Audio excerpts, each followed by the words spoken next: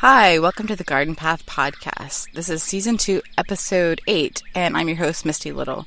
Doing today's intro a little bit differently because it is a gorgeous spring day, so I am recording this intro at lunch on my picnic table in my backyard. So if you hear wind chimes and lots of birds, enjoy it because I'm going to try to translate this nice nature to you guys.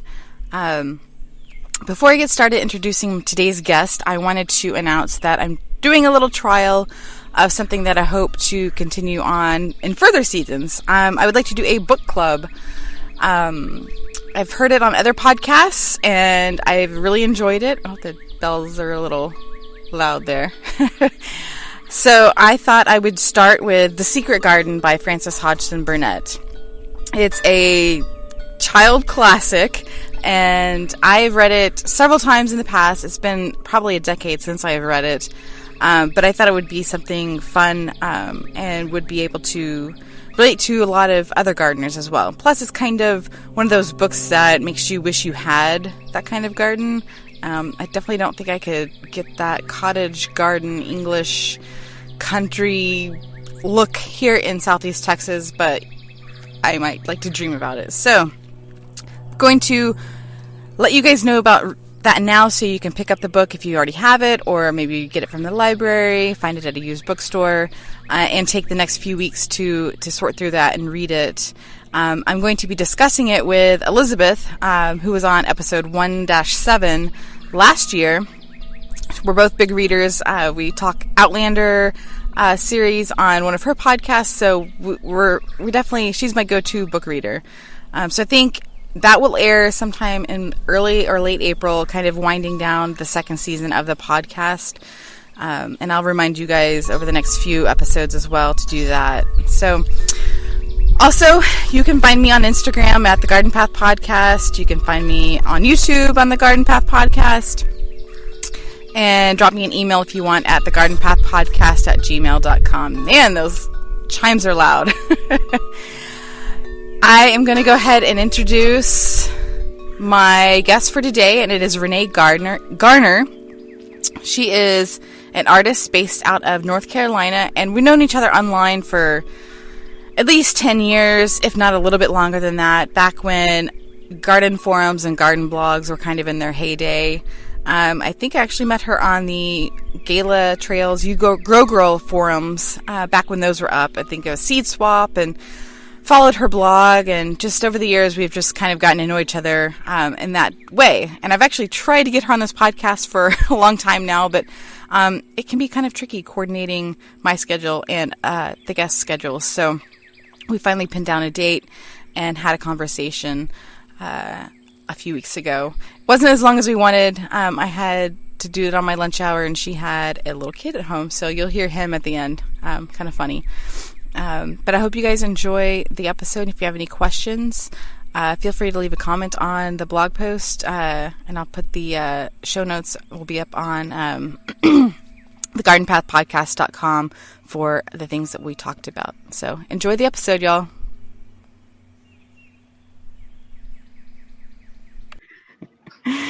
Okay, so we're broadcasting. So I guess if you want to go ahead and introduce yourself, tell us who you are and where you garden, and maybe a little bit about yourself. Okay, I am Renee Garner, and I garden in North Carolina and the Piedmont. It's zone 7B. And I'm a stay-at-home mom and illustrator and gardener. And so you've been gardening, I don't know, a long time. Did you grow up gardening, or did you kind of grow into it as you got older?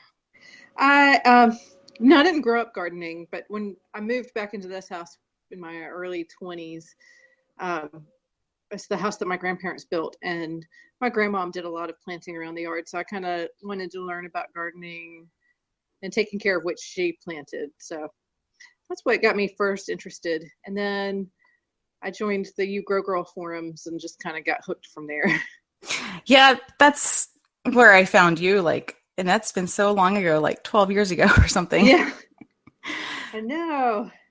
And that's why I'm excited to talk to you too, because, you cultivate these online friendships for so long, and you actually get to kind of either It's hard to meet people in person these days, but But the internet's good for shortening that distance a little bit. yes, for sure. So the Piedmont area, can you describe that for people who aren't very familiar with North Carolina? Well, we have mountains to our west and then the coast to the east, and we're kind of right in the middle. So uh, if you garden in North Carolina, I think the weather warms up about 2 weeks before over along the coast, and then 2 weeks after in the mountains. That's kind of the best I can figure. So we're kind of right in the middle of Right those in the middle. climates. Okay. So when you came back to living in the house that you're in, what kind of state was the garden in? Was it kind of old and tired and you had to revitalize it, or? Well, no, not really. I mean, so she planted a lot of like fig trees and daffodils and stuff like that. So it was more, along the perimeter. It wasn't a true garden, but it was just I just wanted to learn how to. I didn't even know how to take care of daffodils. I didn't know that. I just needed to leave them alone. um, but everything that she planted really thrived on its own. It didn't need that much care. But like I said, I didn't know even where to start with it. So there are a lot of like pecan trees. We have a walnut tree, a chestnut tree. Just she thought long term. Right. And So is your grandmother still alive? no, she died when I was 3. Oh, okay. So it's kind of a way for me to connect with, with my ancestors too. Right, right. And did that walnut, is that where you made the walnut ink from? It is, yeah. That's We're, cool. yeah, this is the first year we got something that could actually crack the nuts because it's a black walnut, and then I start by making the ink from it, and then we've been cracking the nuts kind of as we want to eat them. So, do you grow girl forums? Is that who kind of helped you cultivate your garden and get going, or were you starting to research that beforehand? Um, well, I was working at the time, and the job I had gave me a lot of time to spend on the internet because I was a secretary, and it was just, a little bit of clerical, but a lot of just sitting around wondering. So I'm sure I looked all over the internet, but there was something about the You Grow Girl forums that like clicked with me because most of the people seemed to be about my age, and they had the same philosophies on growing things. So that's where I learned most of it, and it was from other people's firsthand experiences. Okay.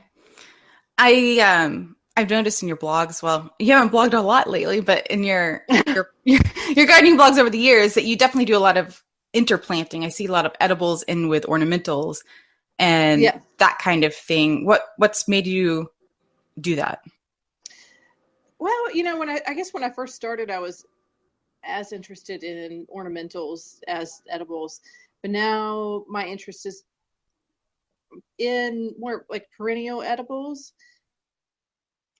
and that Right. blend of ornamentals that it all mixes in, and it might be a shrub that like a rose shrub or something that you wouldn't consider an edible, but I mean you get rose hips off of it, or just kind of thinking about the plants and if they can, what else they can offer besides Just looking pretty. yeah. Right. So what kind of plants would those be that you have? um Let me think about what let me think about what I have. Like Bloody Dock is one. It's in a whole bunch of beds, and sorrel, but just French sorrel and wood sorrel. Uh, Really, even just thyme because it gives kind of low growing color year round. Yeah. Um, like the fig trees, they are along the side of our house and they provide some structure, but then through the summer we get fruit off of those. Right. Okay.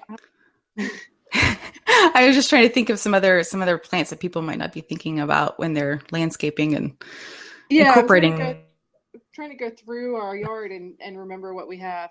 We have a tea tree camellia, or green tea camellia.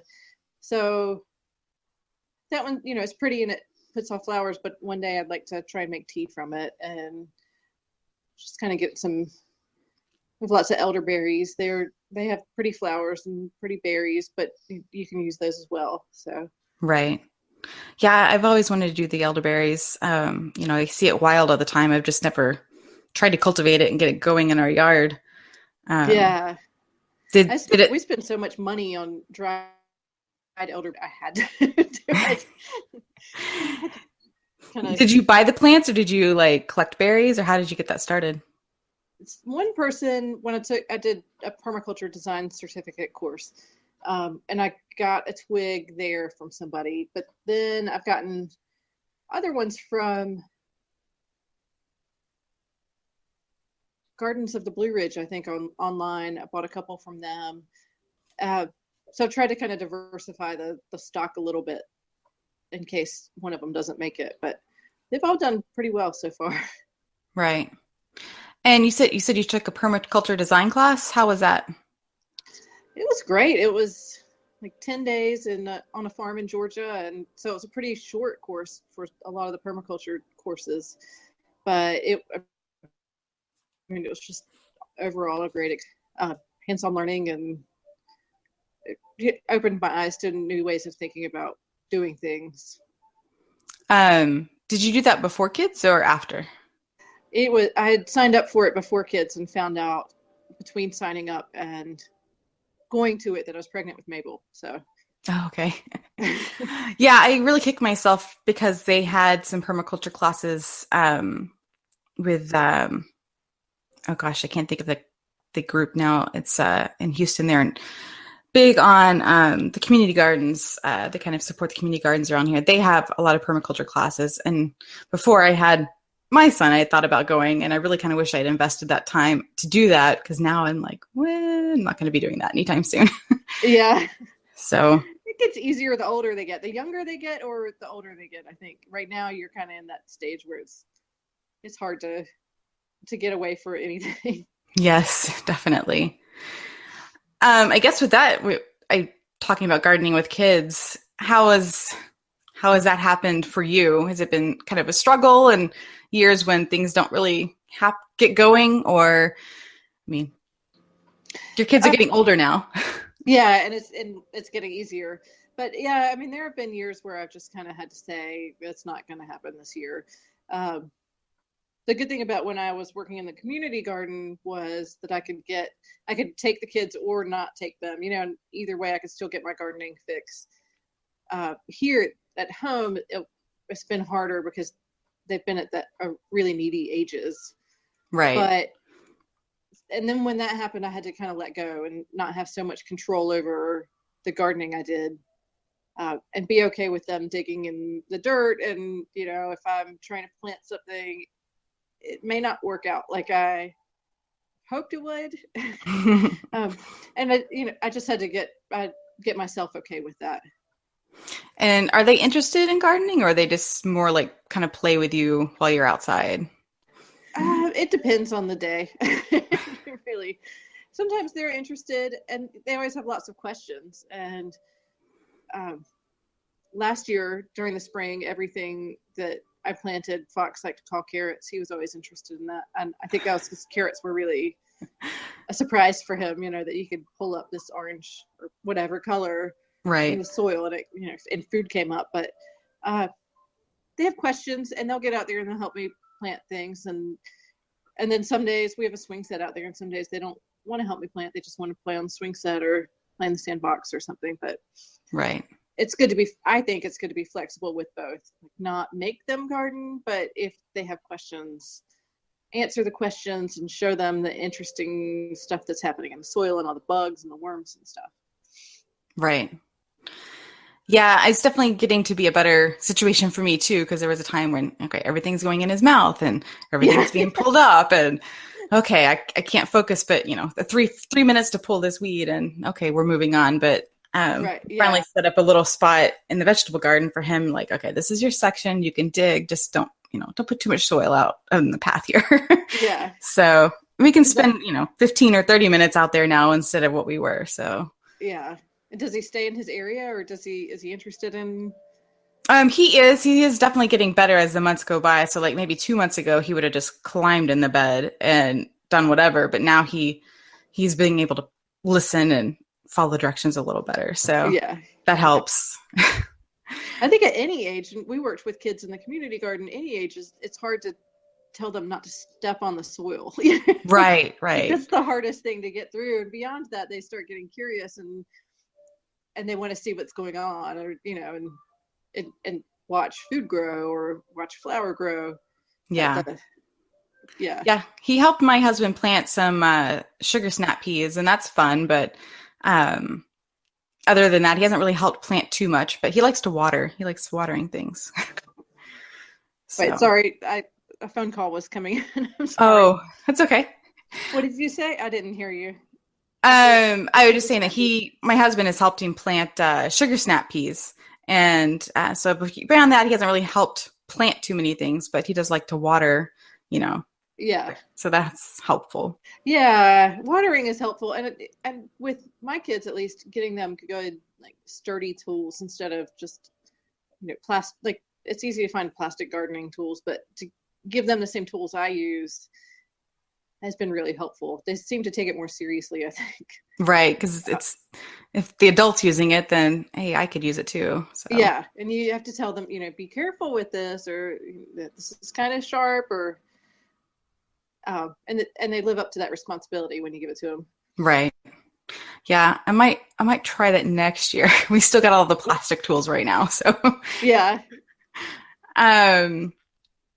So the permaculture design course, you're also a master composter, right? Yes. So can you explain a little bit about that? Because I don't think a lot of people probably know what that entails or even know it exists. Well, and I don't even know if it exists in Charlotte anymore, actually. Oh.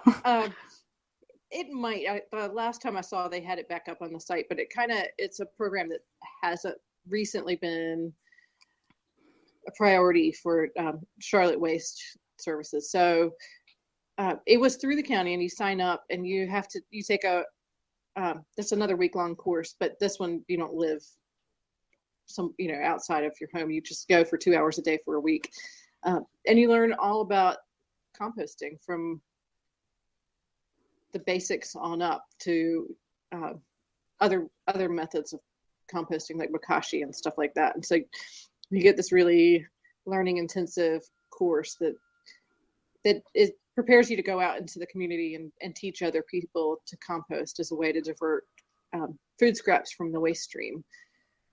And then you spend once you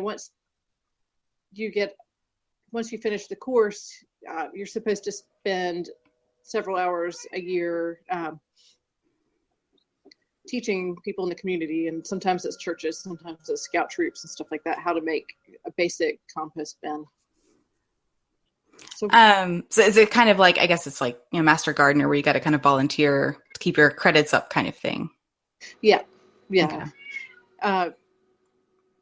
It's not quite as much as Master Gardening, but it's along the same level. And here, up until recently, it's been like the master composters are sources of information for organic gardening, where master gardeners tend to use more like conventional methods for gardening. Mm-hmm. The master gardeners, I think, are changing here and getting into more organic solutions. But when the program was started, it was really met that need of teaching people organic methods.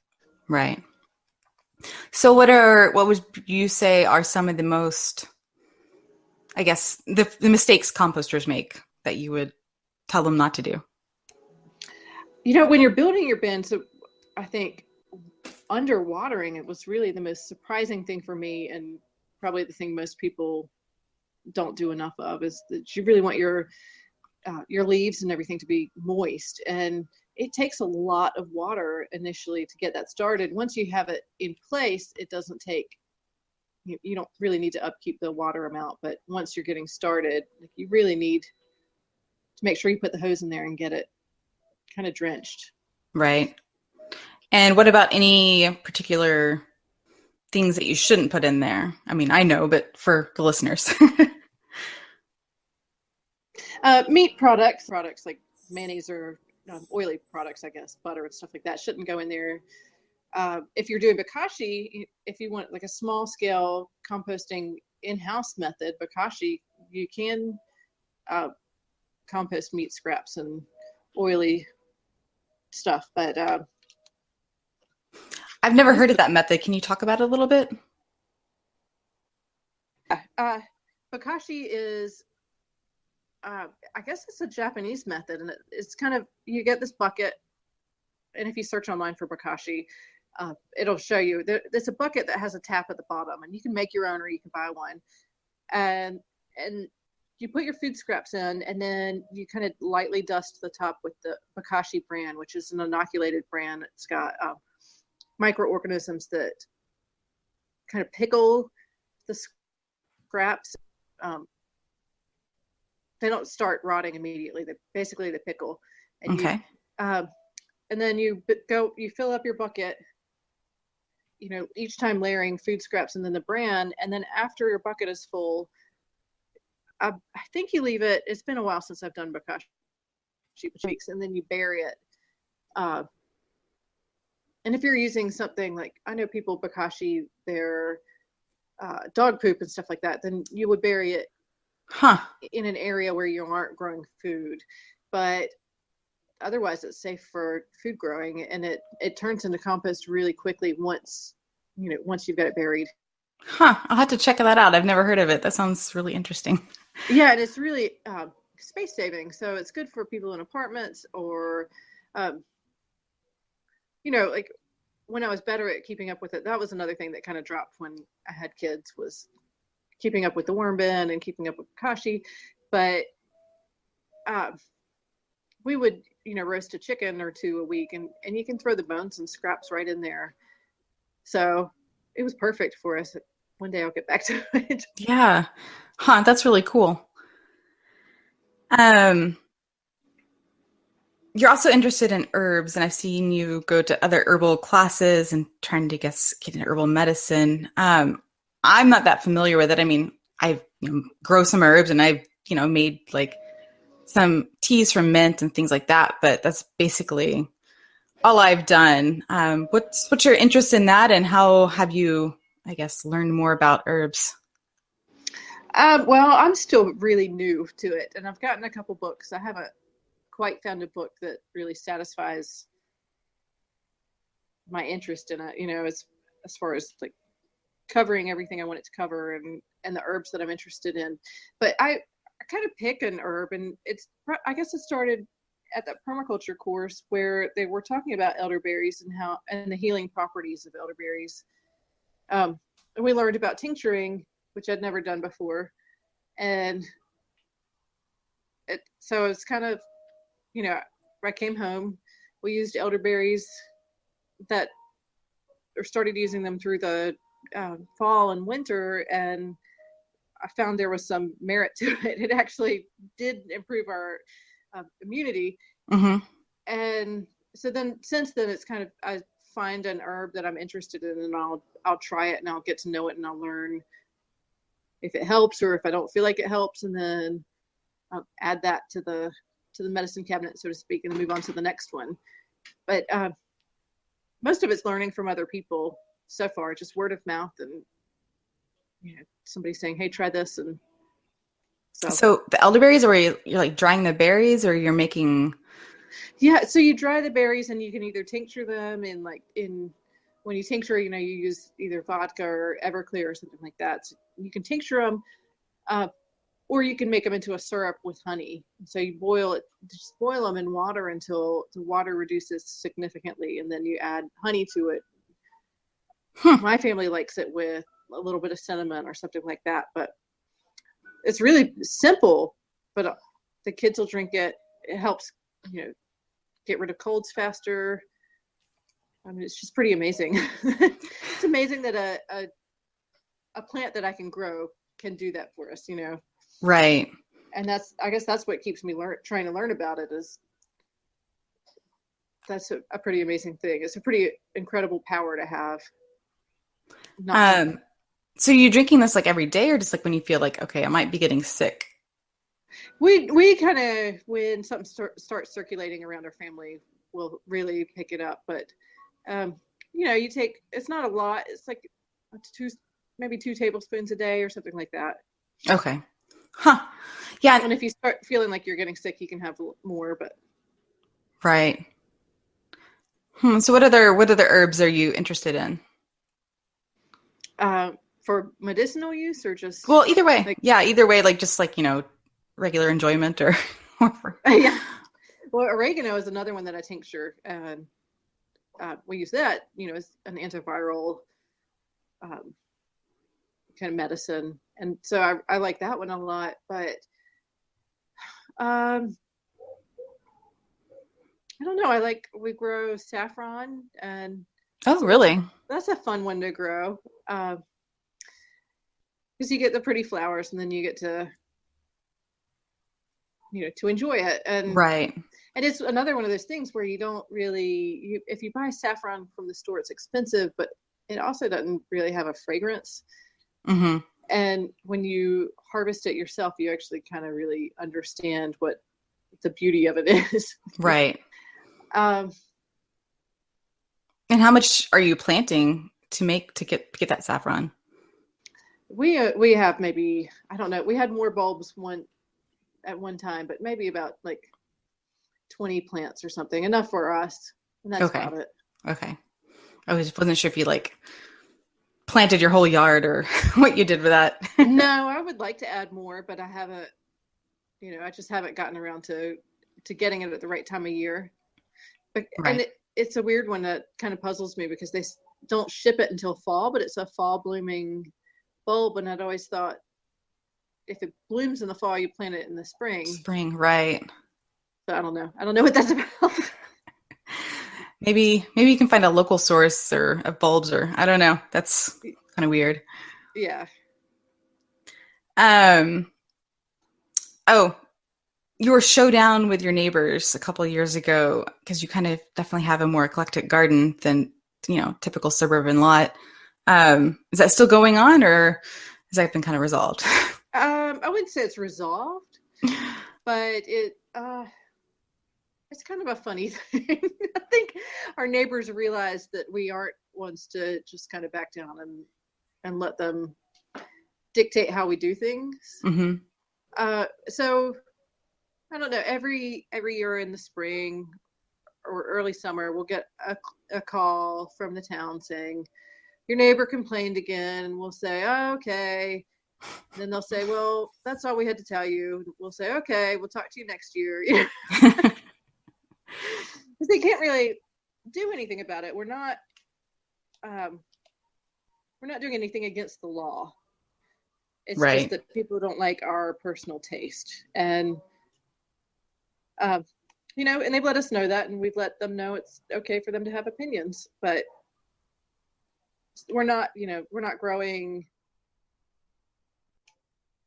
thick vegetation that could harbor snakes and rats and possibly spread disease, which I think is just kind of a joke anyway. Right. Because people, I don't know, we just like funky and eclectic stuff, and that's okay. The first time it happened and somebody complained, I went back with, well, I have an art background. I understand visuals, but I don't think that that's a challenge that any town wants to take, is to take on whether somebody's personal taste is appropriate. Right. Appropriate, as long as it's seen, they don't really want to take that on. And they kind of agreed with us and have left us alone for the most part. Are there any other people in your neighborhood that garden how you are, or are you the lone wolf? It's actually, more and more people are. More since we have been here. See, our lot is kind of unique in that our backyard also faces a street. We have a front yard that faces a street, and then the lot extends to another street. So people don't understand that our backyard is our backyard. Right. So we have more privacy in our front yard, but we have our raised beds and our a fish pond, and our chickens and everything are in our backyard. And when we started that, we were definitely the lone wolf in the neighborhood. But more and more people are getting interested in vegetable gardening, and they don't have an option but to put their garden in their front yard. Uh, I don't know. Right. Maybe people don't care so much about that anymore.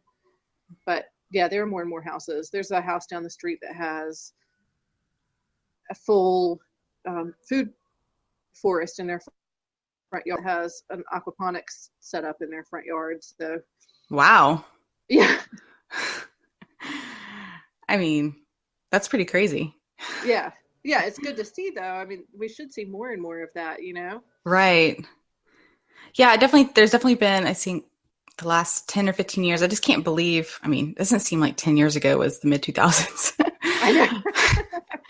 And again, I was trying to think about that for myself the other day. Like, okay, how did we get, like, what was the impetus for us to think about heirloom tomatoes? I mean, that was really, I think growing heirloom tomatoes really is what got us into growing food. And I don't even know. There's like all of a sudden, you see people talking about the local food and farmers markets. And then it just seemed so nichey. And then now it's just so commonplace. And it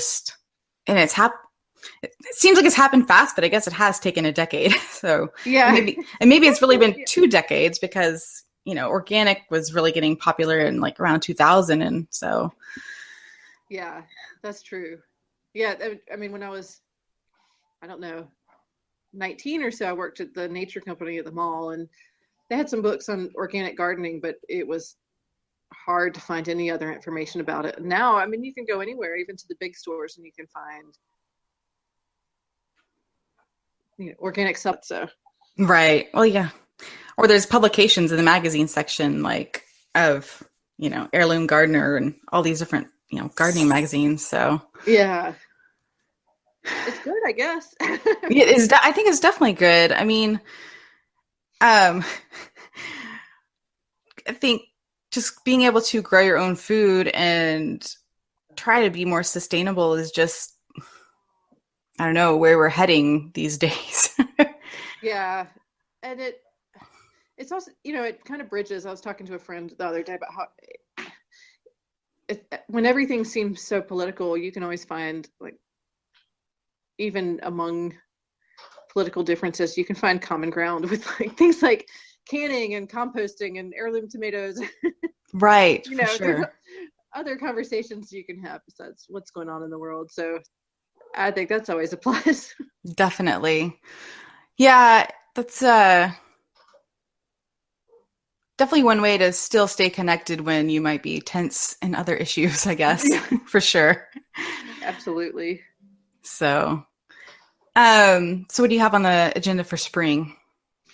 I don't know. I haven't really planned anything. I'm gonna get together with some friends, and we're gonna do some seed bombs. But for my own yard, I don't really know. I think we'll probably add some more fruit trees and try and get some more perennial vegetables going.